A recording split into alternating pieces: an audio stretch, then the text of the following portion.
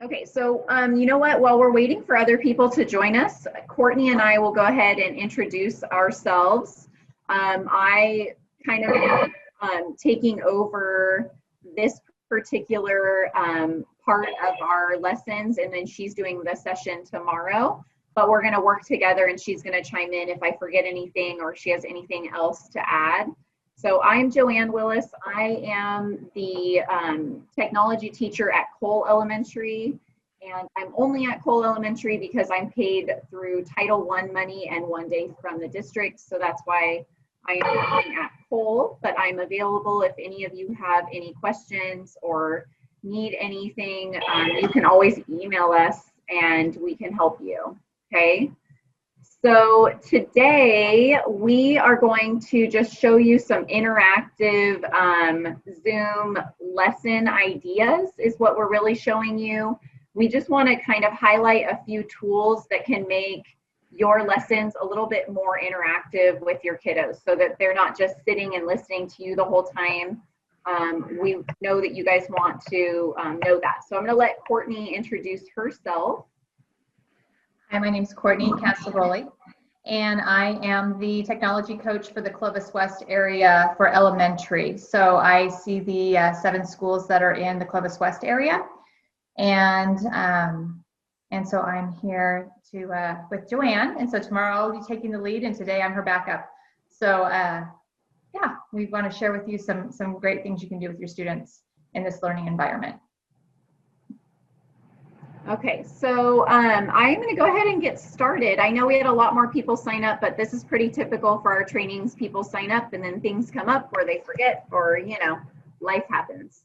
So if you didn't hear me before, I did add a tiny URL link at the bottom so that you can create a copy of this slide deck for yourself to refer to while we're doing this. You're going to notice also that you're going to be able to see all of what they call the Zoom windows during this lesson because I turned that on for this lesson because I want you guys to be able to see what I'm clicking on and the buttons that I'm using while in Zoom. Normally for our kiddos, they don't see all of this during our lessons, but I turned that on. And if you're curious about knowing where that is, you're going to go into your video settings. So I call these carrots, all of these little drop-down menus.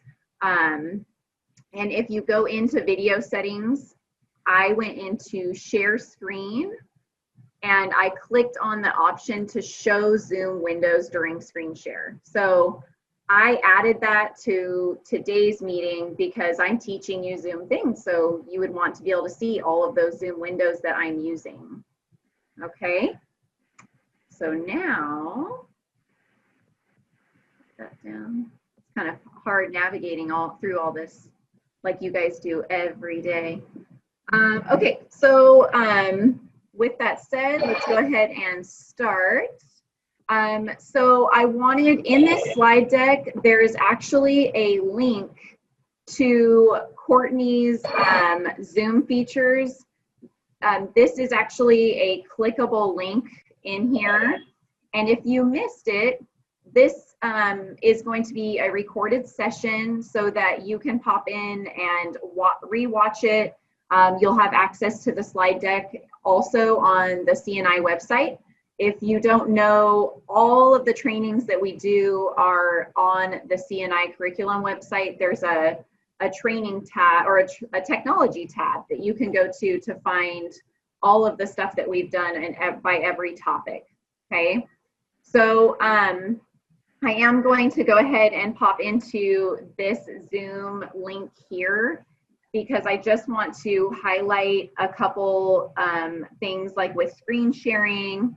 And feel free, if you have any ideas to add to this session, we have a pretty small group, so I am 100% comfortable with you just chiming in and adding ideas to this because we're all working on this together and we can share here, okay?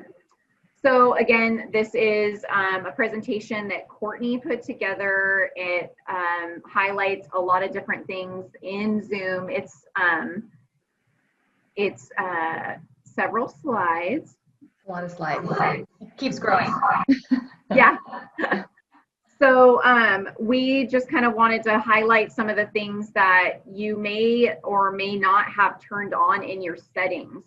I've talked to a lot of teachers lately, and Zoom settings are all over the place. So when you're logged into Zoom, and in fact, I'm going to go there so that you can see what I am talking about. So when you are signed into Zoom, there's settings in Zoom over here, and that is kind of like your main. Am I kind of glitchy, or is that just me? Okay, all right. So there's main settings in here within the website.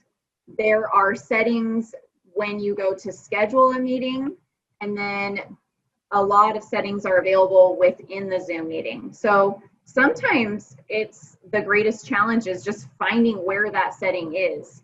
But I always ask teachers to check their settings on the Zoom website, because sometimes you'll have things turned on or off in there that you need to either have turned on or off. So I wanted to kind of pop over here and share that, because some of the things that we're sharing today, you actually have to have turned on. So I'm going to scroll down. And so in meeting, I have chat turned on. Some teachers choose to have that off because they don't want their kids typing during a lesson. So that is something that you can turn on and off within your meeting. And then today we are going to go over, Courtney, did I skip whiteboard? Or I didn't get to it yet. Okay. Yeah, I was gonna say you're close. So there's a lot in here, and I sometimes even have a hard time finding everything. So annotation is something I'm going to show you guys today. So I have clicked only the user who is sharing can annotate, but that is just like a default setting. I can allow my students to annotate within my meeting, but I have it turned off from the get-go because I want to just turn that on when I want them to have that. I've had teachers send me text messages and say, what is going on? There's like drawing all over my screen. I'm like, yeah, your kids have found the annotate tools, and I'm sure some of you have had that happen too. Kids are exploring and learning a lot, and sometimes they learn faster than us. So I have that turned on. I also have the whiteboard share feature turned on. And something that I did not have turned on until I met with Courtney was the remote control. Some teachers are aware of this tool and some are not. The remote control tool is something I'm going to share with you today because it allows your students to interact while in a Zoom meeting with your screen. Okay. The nonverbal feedback is like the little, like the thumbs up and the hand raising. So if you want your kids to have that on, then you should have that setting on. And oh, meeting reactions actually. And just so you guys are aware, we have some students that have Chromebooks, and I know firsthand that the Chromebook app for Zoom is not that great. It's limiting our kids that have Chromebooks.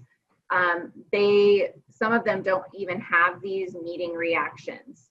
So I just want you to know that some of these things are limited to students that are using a Windows device. Some of these things are not available if a student's using an iPad, but I still feel like it's important for you guys to know what tools are available for students that can interact in this way. And so I think those were the main things that I really wanted you guys to see in these settings that you would want to have turned on if you're wanting to use any of the features that I'm sharing with you today. Okay, and so those are in this link or in this slide deck. That's why I wanted to share it with you so that you would know where to find those settings. And then I'm going to go over kind of how to turn some of those settings on when you are in the meeting already. Okay, so that's that. And we're going to go ahead and dive into some screen sharing basics. So you guys are very familiar with this screen because this is how you're sharing your screen with your students. You can share your whole screen. You can share just like Google Chrome. And we're going to go into how to use the whiteboard today. The whiteboard, I felt at first was kind of limiting because you can't preset the whiteboard. You know, us being teachers, we want to have something where it's already set.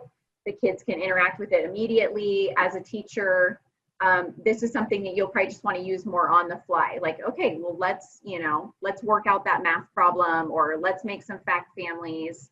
And you would be able to use that there. And then a lot of you are using the advanced tab for when you are using your DocCam. Okay, so just kind of wanted to basically go over that. Now, the whiteboard, I shared this with you that you would want to turn the whiteboard on. I have checked allow saving of whiteboard content because if we do something and I want to be able to refer back to it, I want to be able to have the option to save it and then refer back to it for my students to be able to visually see, remember when we did this type of situation. So it's useful for student interaction or teaching in the moment. It can't be preset or edited before the meeting. So it's not like you can open, well, I guess you could open your whiteboard before your meeting started, but and then the thing is it saves it to your computer. So I have a better idea for something that you want, like a whiteboard that's interactive with your students. Okay. Any questions so far? All right, so I want to just kind of share how you would do the whiteboard with interaction and annotation. So you would use the share screen button, you would click on whiteboard, and if you're wanting your students to be able to annotate, you have to actually turn that on because you saw that I had it turned off in my main settings. So if I do want my students to annotate, I like to have control of when they get to do it. So I just have it, like I said, turned off and turn it on when I want them to be able to, and then I go turn it off when we're done with that piece of the lesson. So over here, I kind of just took a picture of something that's very simple. I wanted something that was more user-friendly for the K through second world. You can see that with the annotation tools, you can use stamps, you can write, and your students have access to all of these tools as well. Even students that don't have a touch screen can use these tools if they're good with their mouse. I think a lot of our students have touch screen devices though. So we'll go into, I'll share what that looks like as well. Okay, so just a reminder in this slide deck, I wanted to make sure that when you guys went back to refer to it, you knew how to do these things. So enable annotation for others.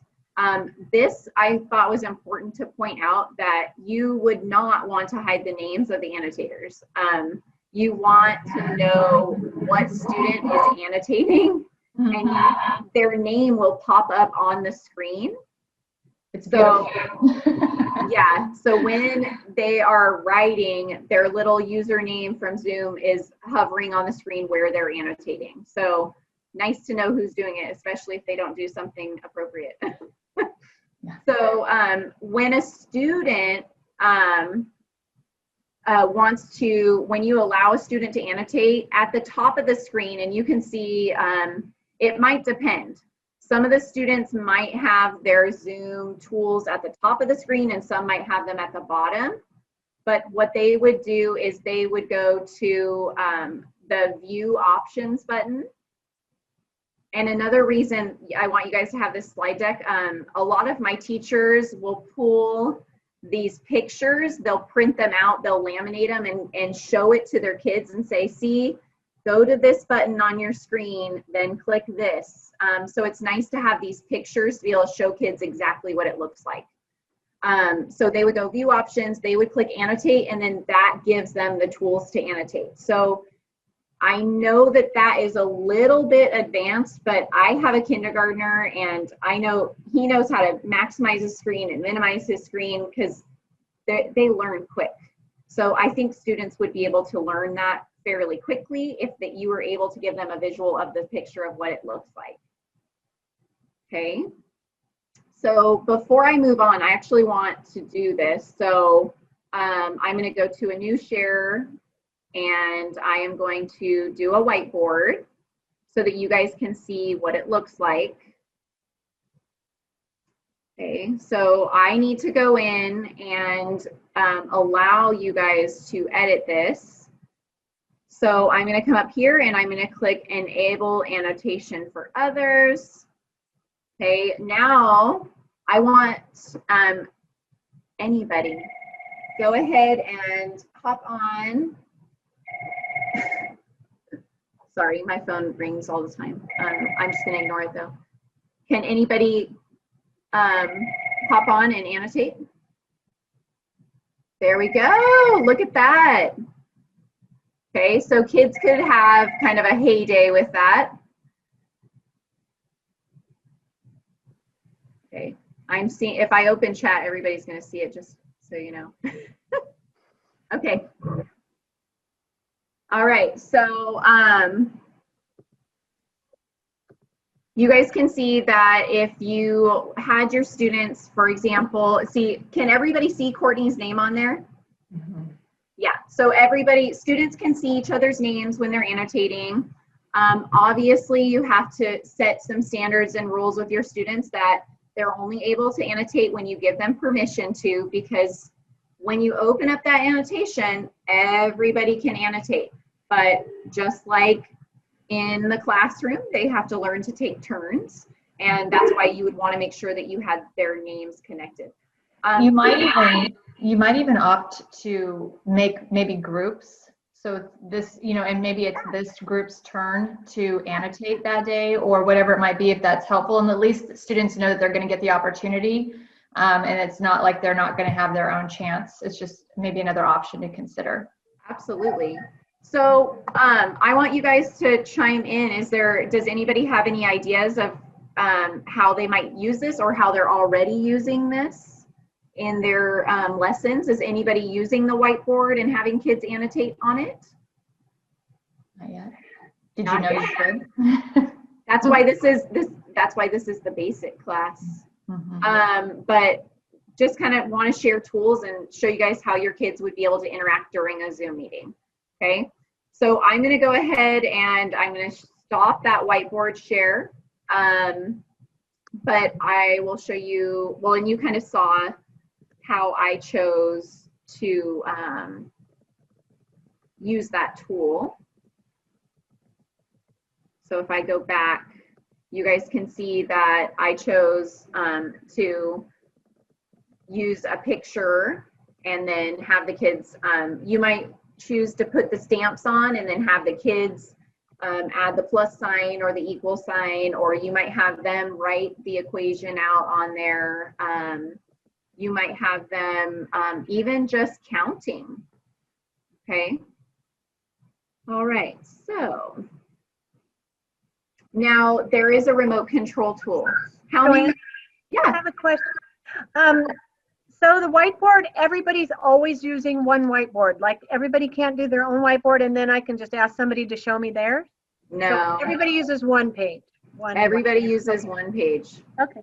But we do have an idea for the other, like you're talking about. So thank you. It's coming. Okay. How many of you did not know that there was a remote control tool? Most of you know. Yeah. I didn't know until Courtney showed me. So it was one of those things that, yeah, it came up and then it kind of went away and then, yeah, here we are. Yeah. So it's pretty nice because you can give a kid control and let them interact with the lesson just like they would in class. So I'm going to show you where you might use this remote control tool. How many of you have used Jamboard? I had heard about it, and again, had never used it until I started doing this slide deck, really. And then I was like, oh my gosh, everybody needs to know about this because this is perfect for especially primary kiddos. Something though, like I said, the remote control, unfortunately, it doesn't work with Chromebooks or iPads. So it would only be your students that have window devices, which is a good majority of students, but and it also can't be used with breakout rooms. It's like you can only use one or the other. Okay, so if you're going to use a remote control, then you can't be doing a breakout room, which I am so sad about, because I feel like all of my kindergarten teachers that are doing breakout rooms and learning letters and stuff, it'd be so great for the teacher in the breakout room to be able to have that remote control access, but it's not an option, so I shouldn't even be talking about it. Anyway, so yeah, so I'm going to show you how to use the remote control. You will see that it will be a tool that pops up. You'll see I have it up here at the top. I keep moving those tools so that I can see my full screen. So the remote control tool, it is added to your toolbar when you add it in your settings. And then I did a practice one with my daughter, and I gave her access to use the remote control tool. When you want to turn off the remote control tool for a student, you just click abort control, and it turns the student's control over your screen off. So it's a click on and off, very, very simple. I'm going to show you how it works so that you guys can see how you may use this in your class. Okay, so another thing, have any of you heard of the Math Learning Center? I think a lot of you have learned in our Math In services about the Math Learning Center. This is actually a clickable link here. If you click on free math apps, it takes you to the Math Learning Center.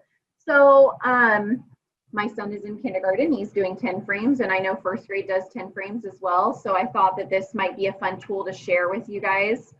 So I am going to show you what that might look like if we're working as a class and we're working on one of these apps in class. So I'm actually going to give someone a remote control to be able to play with this. So the link that I shared with you guys goes directly to the free math apps. What you would do is you would scroll down, and you can see that there's geoboards, there's math clock, there's number lines. These are fantastic tools for when you're doing your lesson. You can even give students the link to the app so that you can have them practice. And so, Lori, if you're feeling really like you have a lot of courage and you want to give the link to your kiddos, like in Google Classroom, and you want them to share their 10 frames, that would be like kind of what you were saying, is have the kids work on their own and then share what they did. And so you would be able to do that if you're allowing your students to share their screen. So I'm going to go into those number frames again. And so what you would want to do, I clicked on that particular one, but next to it, I could have just clicked open web app. So if you're going to be using it online, that's what you would use.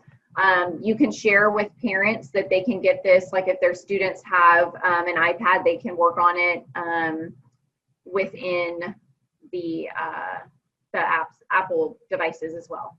So I'm going to open the web app. And you'll see with the 10 frames, I love this because they can have their typical like circle counters, or they can come down here and they can pick out a counter that they like, because that's fun for them. I'll do the frogs for today. And what you can do is you can have different colors. So if they are doing some kind of adding on the 10 frames, they would be able to, you would say, okay, if you have 2 and then you have 3, what is it all together? I really like this tool. So I'm going to give somebody remote control, and you'll see I just click on these to add them. And then what you'll do is you can drag. And what's nice too about this is that there is a duplicate tool. So if you fill in a 10 frame and or anything that you want to duplicate, you can duplicate. You'll have to kind of look around at the tools in this if you have never used it before. Okay, so I am going to give remote control. You'll see, can you guys see that? That when you click remote control, you have options of all of the participants in your meeting. And again, you guys are only seeing this because I have enabled you to see. You guys can't see it? No, you know what I was going to say? It's not coming up. It was before, but it's not showing up now. Oh, my Zoom tools are not? Oh, okay. How about if I move them to the bottom? No? No. It okay. was showing before the meeting started, and then now I don't see it. Let's see. Okay, so it's saying that it's there, but okay. Well, when you click on that remote control tool, which I shared with you guys here, when you click on that, a list of names pops up, and then you just click on whoever you want to go into that. Okay. Really easy. It's really simple. It's not difficult. Yeah. Not at all. Okay. Oh, and Mrs. M has requested to have control, so I'm not going to approve her until I get to the right screen now. Okay. So Mrs. M, mystery Mrs. M, because I can't see who you are. Can you please show me the number 15? So look, I'm not doing anything.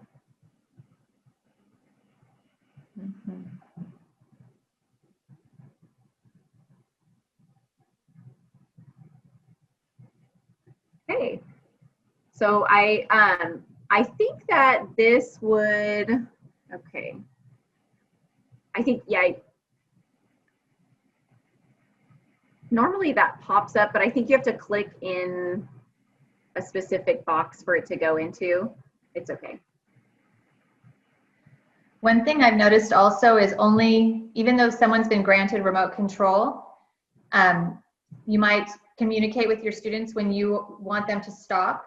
Yes. Because otherwise you're going to it'll be fighting with each other. Yes. If you're trying to click on it and they're trying to click on it, because you both kind of technically have equal power. Right. So yeah, you might just let your students know when you want them to stop. Right. And then I didn't give any guidance on how to do this either. So if I want to get rid of something, I can just click on it and hit delete, and you'll see it will get rid of just one. And she had put them in as a set of 5. So if I want to just come over here and put another one in, I can just drag it in.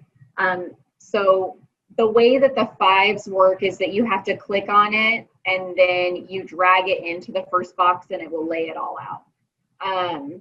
But you can see that now I can take control away, and then I can give another student an opportunity to, okay, now show me how you would make 10, because Miss M chose 3 sets of 5, or sorry, it was 15.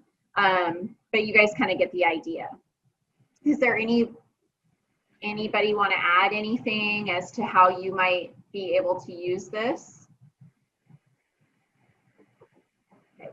All right. I hope this is helpful to you guys and not just listening to things that you already know. Okay, so that is that website. And like I said, you'll have to get on there and look at all the great tools that are available on there. Very nice site for your kids to be able to have some visual tools to use with this online learning. So that was what we just did there, was we let the students have remote control and have some opportunity to get in on the meeting and control some of the questions. Now, you could also do the same thing with Seesaw. How many of you use Seesaw? Okay, so if you have not used Seesaw, it is amazing. Amazing. I love it. And I'm going to show you what this would look like. Okay, obviously I already have a class set up. If you have any questions about using Seesaw after today, feel free to shoot me an email. We can do a little Zoom tutorial and I can show you how to do it, because I absolutely love Seesaw. But let's say you know how curriculum instruction has given us some PDF files in our drive that you want your kids to interact with. Seesaw is the perfect place to do that. And whether you're giving it to your students as an assignment or you're actually just doing it on the fly as a lesson, you can use all the tools in Seesaw during a lesson for your students. It doesn't have to be an assignment. So I'm going to click in here and I'm going to go to add and assign activity. And if you don't know anything about Seesaw, it's okay. We can catch you up on another day, but I just wanted to show you how you can use the remote control tool if you're showing your kids how to do a Seesaw lesson, or you just want them to interact with something during a Zoom meeting. So I can click here. This is add template or a student response. I just want to find something that's in my drive and I want my kids to interact with it during this meeting, okay? So I'm gonna click on this. I'm gonna go to upload. Actually, this is not what I wanted to do, sorry. I'm backtracking, I got too excited. I am going to do this part later, sorry. So if you were writing notes and I just threw you off, I apologize. I wanted to show you how there are pre-made lessons already on Seesaw. I just went in, and because we were on the topic of 10 frames, because I was trying to think of something applicable to all grade levels here. I just searched for 10 frame lessons in Seesaw and I found this one. So I am going to go ahead and I'm going to click assign. And I'm just going to assign this to this class so that I can interact with it during a lesson. And you could have this already all pulled up, ready to go before your students even get on. You can see I was practicing with this earlier. So what's really cool about Seesaw is that they give you a sample student. And how many times are we're always asking for like demo accounts because we always want to see what the students see. Well, Seesaw has that built into it, which is amazing. So I'm going to go in as a sample student. And like I said, this may be an assignment that I give my kids to do after we're done, but I may want them to practice with me first. So what I would be able to do is give remote control and let a student interact with this. There's a lot of tools in Seesaw. You can see it always lands on the pen tool. So I always have to remind kids that to be careful about that, to make sure that they'll start trying to move things around and they'll start writing all over the screen. And so this is just something that we could do to add to our 10 frame lesson. So if I give someone remote control, let's see, Sherry, I'm giving you remote control. Can you write, so I chose the pencil already, but can you answer what number is shown here in this 10 frame?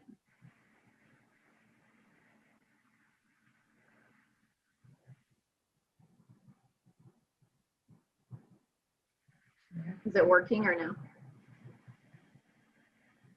I can't hear you. 1 second. Okay. I had already pressed the text earlier and I'm still on the text. Should I? The back arrow? Oh, Okay. Which back arrow? Up at the top. If you clicked something you want to undo or go back, there's a little back arrow. I don't know if you can.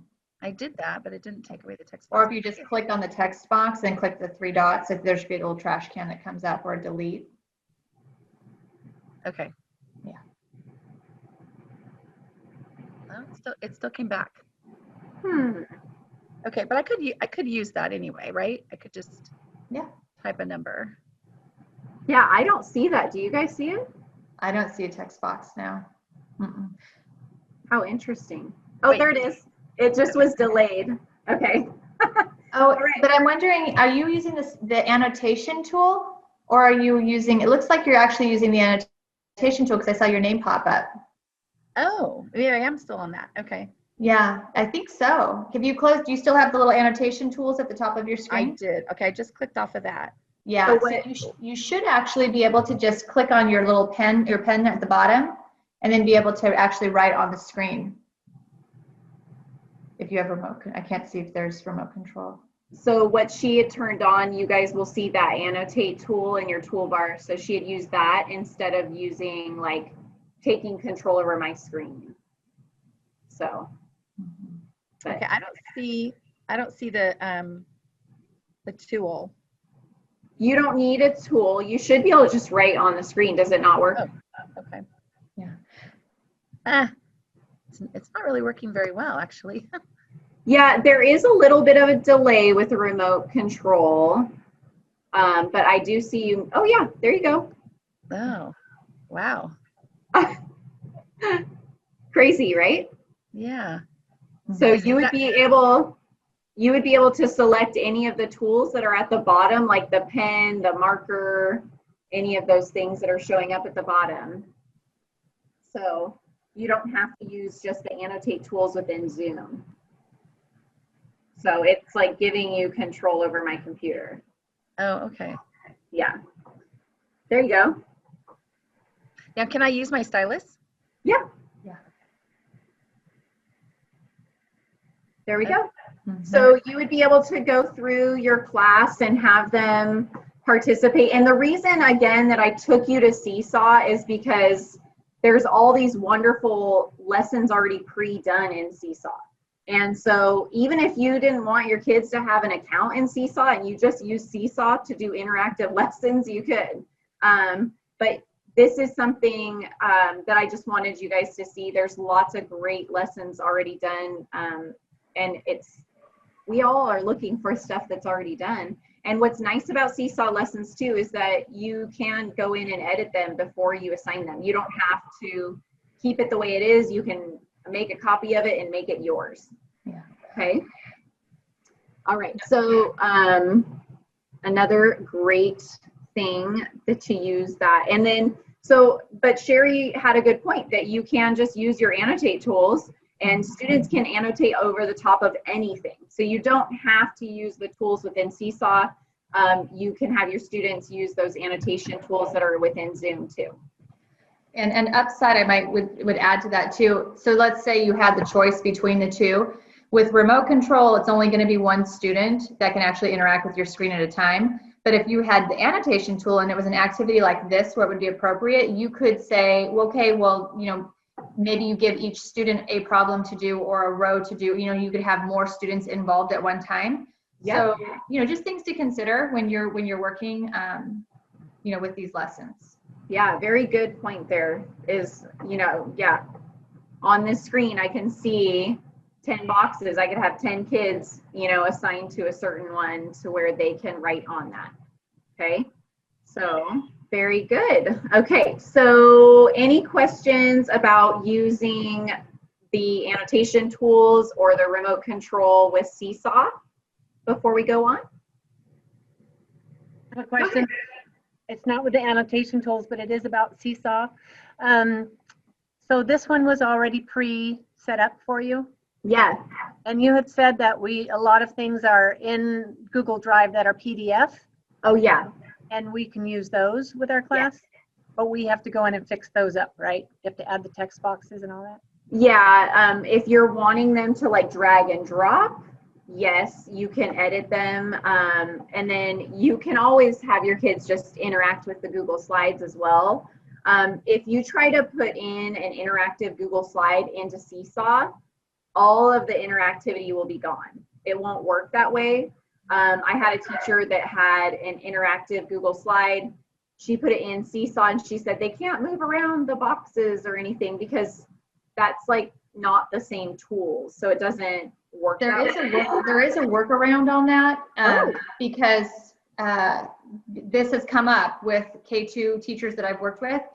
And so what you can do, because if you go onto their community library where there are lessons, you can see that there are lessons where they're dragging and dropping. It's like, well, how did they do that? Well, if you go into Google and you wanted to create the drag and drop pieces for that, for your students, you would have to basically kind of download each piece separately. Oh. If you download them separately to your computer, when you upload them onto the little template that you're creating, and that's almost a lesson in itself, but it is possible. Yes. So if you're wanting assistance with that, it just, I was talking with a teacher about it yesterday, and she was like, oh my gosh, I have to download every single piece. And it's like, yeah, I mean, you have to be committed. Yeah. And then so I told her, I said, I would look in the library first and see if they have what you need.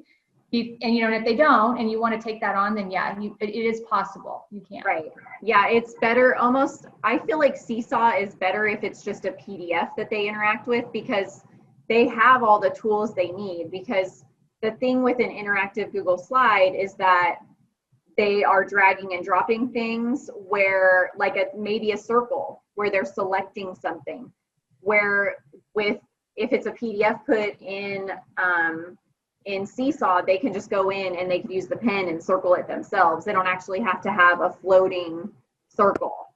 So there's ways and possibilities to do all of these things. Okay, so hi Sherry. Oh, and look at my screen. Now I have a bunch of annotations on here. Yeah, how do we take that off for you? I can just clear it. Okay. So I opened up my annotation tools. Can you guys see those now? They're gone. Okay. So I just, I clicked clear on my annotation tool so that we could get rid of that. Oh, I didn't clear it all though. I still have a little number 2 up there. Okay, let's see. There we go. All better. Okay. So that was some interaction that you guys can use with Seesaw. Let me get back down to my screen here. Okay, so and then also with Google Slides. So I'm going to actually go back into my Google Drive and show you guys this one. What I was thinking was, again, we're kind of talking about when your kids are in Zoom, how can they interact with your lesson? So if this is actually a 2nd grade little, it's from like the grammar book for Benchmark. And so what our curriculum department did was they made a bunch of these interactive Google Slides, and they are in Google Drive. So I was looking at one of these and I thought, you know what? If I just want my kids to practice this whole class, I can just pull this up and have the kids give them remote control or give them the, annotation tools, and they can interact with it during a lesson and we can work through it. And same, like Courtney was saying, is that with this, there's several questions, so more than one student can work on it at a time if you assign them these lessons.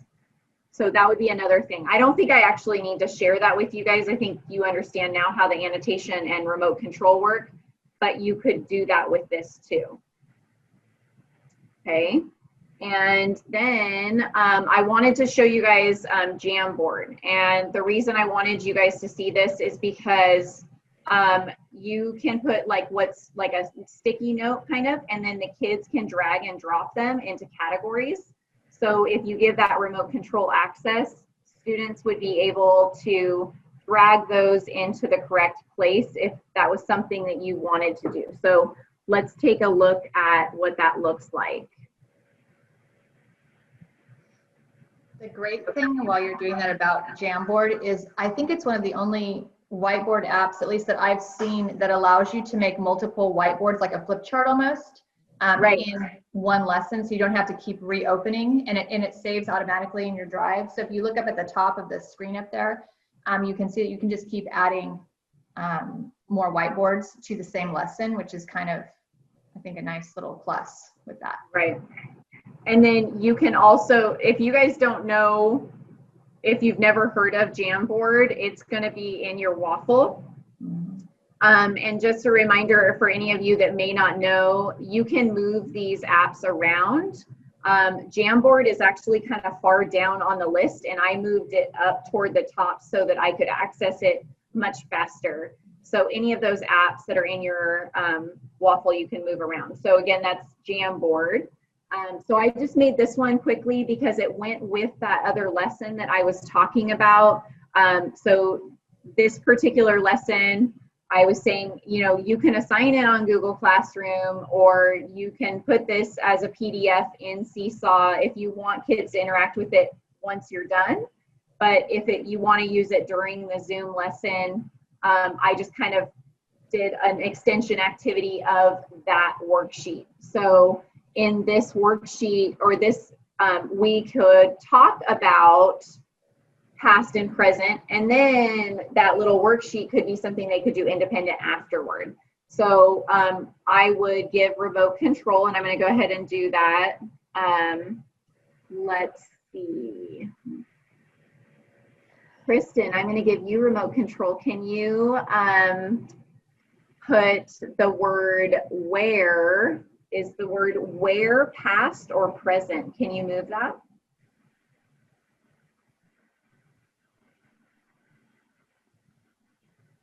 Okay, good job. Okay, so you can, and then right away I can either ask her to do another one, or I can invite another student to do one. And you could also have students use the annotation tool. If you were going to have them do the drag and drop, you could have them use the annotation tool and circle all of the ones that are past tense in a certain color, all the present tense in a certain color, okay? But that would just be something interactive that you could do during a lesson, okay? And then another idea I had, I think you guys might have seen, was like for our kindergarten friends that need to be able to tell uppercase and lowercase apart, this was something that I thought you could do also. And if you're wondering how I got these little boxes, they're a tool over here that's called a sticky note. Again, something Courtney shared with me. Favorite thing. It's one of my favorite things. Yeah, it's amazing. And I just think, honestly, I have, like I said, I have a kindergartner, and I'm like, I'm going to make him some Jamboards so he can tell his D's and his B's apart, because it's a big struggle. So you could put a bunch of the letters that they have a hard time identifying and have them do this. I also thought this would be great. I don't know if anyone's here is like RSP or anything like that, but what a great tool to be able to interact one-on-one with a student if you ever have to do that. Another great thing. And you can use all these tools over here. There's a pen, eraser, there's text boxes. You kind of make it your own. And what's wonderful, like Courtney was saying, you know, you can make these ahead of time. You can assign them on Google Classroom. You can do multiple slides, where the whiteboard in Zoom is like just kind of on the fly. You can't really have it preset, but Jamboard you can. Okay. Joanne? Yes. Joanne, can you duplicate the sticky notes? Yes. Yes. Okay. So if you make a sticky note with an A on it, you can duplicate that and have multiple A's? I think so. Courtney, you think? There's Let's the three see. dots. If you click on it, if you click the three dots up there in the corner, like when you selected the A, Let's see. if you click click the Oh, three yeah, dots yeah. on the letter, Yep. yeah, then you can duplicate. Yeah. Yeah, That would be so cool for a magnetic letter kind of thing during a guided reading group. Yeah. Yeah. So it's the same with Seesaw. You can do the same exact thing. The three little dots show up on Seesaw, and you can also duplicate things on there too. So these are really similar, Seesaw and Jamboard. It's just that Seesaw has, so a lot of the tools are similar is what I mean, but Seesaw obviously is something that you can assign to your students. It's a whole different, like they have to sign into it, but yeah.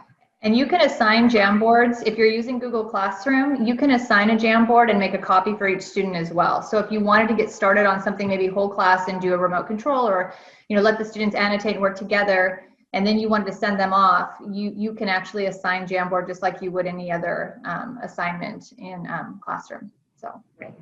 Yeah, and I think now that I'm looking at it, something that wouldn't be here, Seesaw, the students can actually record their voice. So if you wanted to hear students say their letters and identify them, so they can actually record themselves saying B, you can actually have them record in Seesaw, and I'll show you that There's a microphone button, so students can actually, they can read, they can add what is called a caption in here. So they can add a voice caption. So like a parent could type a sentence for them and then they could read it. Or that is what's really cool about Seesaw too, is the fact that you get to actually hear their voice, hear them read things. They could even just draw a picture and explain it. So Seesaw, that microphone tool is really awesome. And then we have a lot of second grade teachers that actually have their students get on here and they take a picture of their work, like their completed worksheet. They actually, because the teachers want to see that it's done and they get credit for it, so they actually have their students take a picture of it. For example, they've done a lot of like writing stuff. The picture's not always perfectly clear, but it's a neat tool to have access to. I think that it also allows for, if you have non-readers or you have children that really struggle with typing, you have the option with depending on the assignment, of course, but maybe the student can click a text box and they're capable, or maybe it would be easier for the student to write a word with the drawing tools, or maybe what's best for that student is that they're able to just record. If you're still able to check for understanding, because you have options for how your students are going to be able to communicate with you. So that's kind of a nice thing about Seesaw. Yeah, definitely. Okay, so that is I think I covered everything. Oh, the one thing I wanted to share that's like super basic and not really a technology tool, but a lot of times I know, because I've been teaching some lessons with like some digital citizen lessons with some teachers. And a lot of times I'm like, okay, kids, give me, a thumbs up and I ask them a question. And another one of our techs thought of having like response cards. So even if you let your kids do some independent work, I know like my kindergartner has to do like some coloring, and then when kids are done, they can just put up a response card. Or if you're asking questions, a certain color stands for something. I just grabbed some index cards because it's what I had. But that would be another way to get some interaction from your students during Zoom meetings, is just having them hold up a certain colored card or piece of paper to let you know that they are listening and they're interacting with you. Is there anything I missed, Courtney? I don't think so. I feel like we covered everything. Okay, hopefully you guys. Something. Yeah. Sorry. No, go Just ahead. real quick, I'm a kindergarten teacher and we don't have the cards at home, but all the kids have crayons and we do the same thing with crayons. Oh, that's So a great idea. if you think one thing, hold up the red crayon or the blue crayon. So we do that, but just to make it simple at home with what people have, that's what we've been doing for kindergarten. So just wanted to share that. Awesome. Okay, so yeah, are there any other questions about anything? You guys have us, so we are here to help with anything that you need help with. Anything spark any aha moments, anything that you're wondering about? Go ahead, Lori. I'm sorry, I came with a lot of questions. That's good. I like that. And when I'm in a breakout room, okay, I'm doing my guided reading group, so I have books pulled up with my reading group, and then my aide comes in and it's time to send her with a couple of my kids from the breakout room. I can't see any of the breakout, it doesn't even say breakout room on there. I have to close out of my benchmark advanced books to get to the thing that says breakout room. Is that right? Or am I doing something wrong? I can't see it. It's not one of my choices unless I close out. Unless you close out of benchmark advanced books. Oh. Does that sound right? Or doing that? Anyway, I close it down and I can put them into a breakout room, but then sometimes they can't leave from the breakout room. I don't think I have that right either. They can't leave, or if they leave, they end up like totally leaving the whole meeting. They don't just come back to me. Mm-hmm. How do you work that? I think we found if you're sharing the screen, you can't jump right to a breakout room. You You're have to right. stop sharing, then go to the breakout room. So that's where if we're in the middle of sharing the screen and doing a lesson and someone shows up to do something in a breakout room, we have to stop sharing the screen, put the person in the breakout room, and then go back. And that's where it's a little confusing. And then what she was saying was, I'm having the same difficulty when the kid that's being worked with by the aide needs to leave the breakout room and come to the main group again. They're having to log all the way out and then log all the way back in, and we have to readmit them. They can. There's an option when you go to create your breakout rooms. There's a little button at the bottom of that box. When you create the rooms, it says options. And in that particular, you can change that setting. It will allow the student to leave the breakout room. I have some upper grade teachers who don't want that turned on because they have some little, they're leaving without good, and so, but in the case of your kids, you can also turn on where the kids automatically go to the breakout room.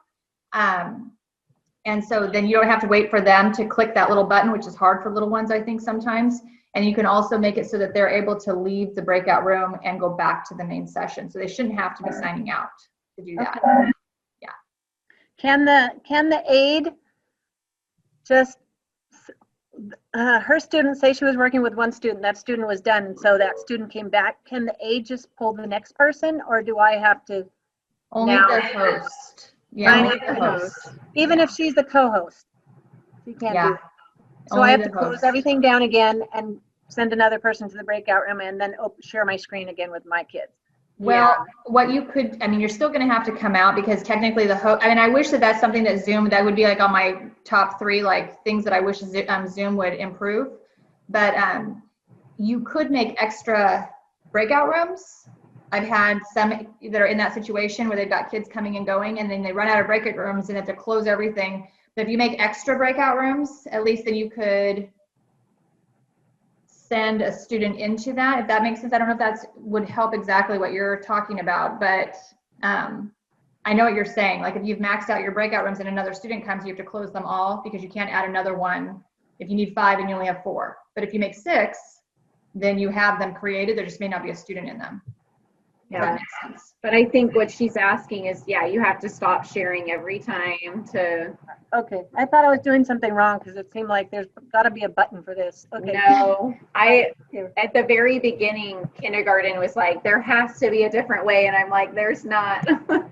So that's just the way it is, unfortunately. I just wanted to share with you guys the where all of these resources are that we're working on.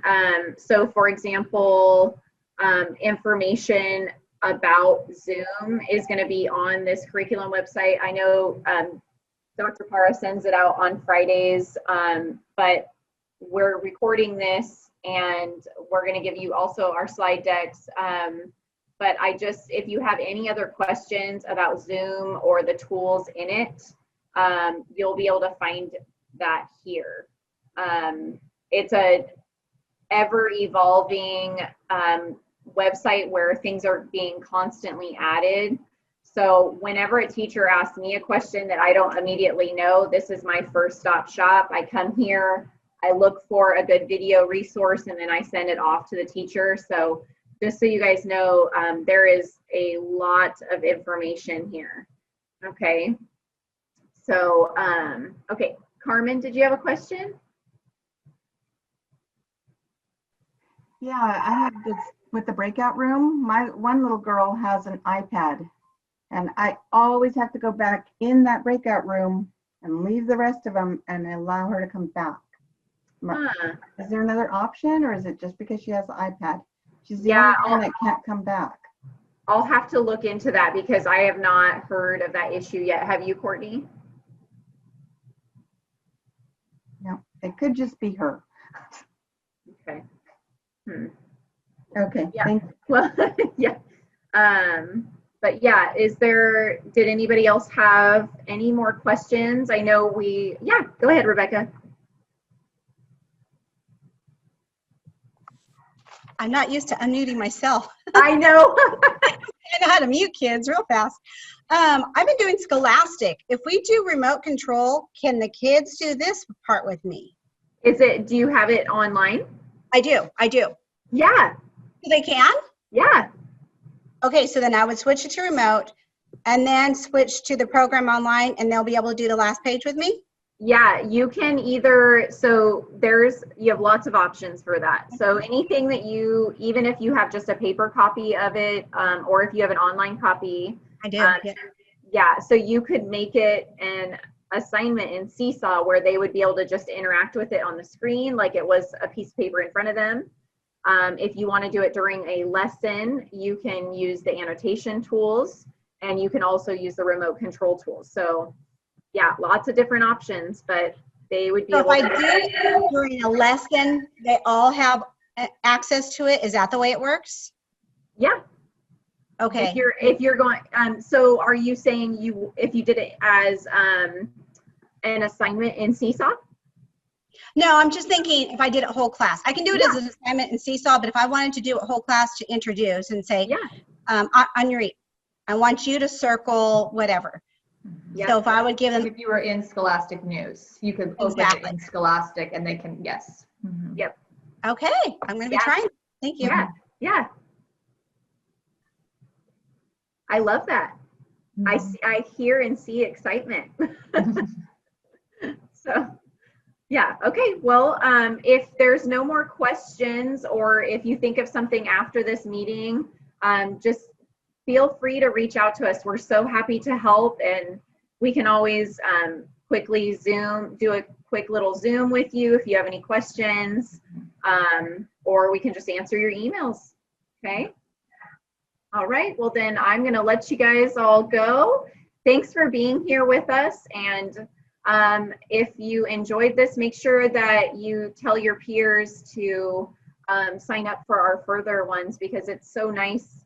Although I'm not complaining that it was a small group, because it's so easy. Yeah, so make sure you spread the word that our trainings, it's so much better when we have people in them though. So, okay, well, we will see you guys soon, hopefully. And I know some of you are coming tomorrow. Yeah. All right, bye.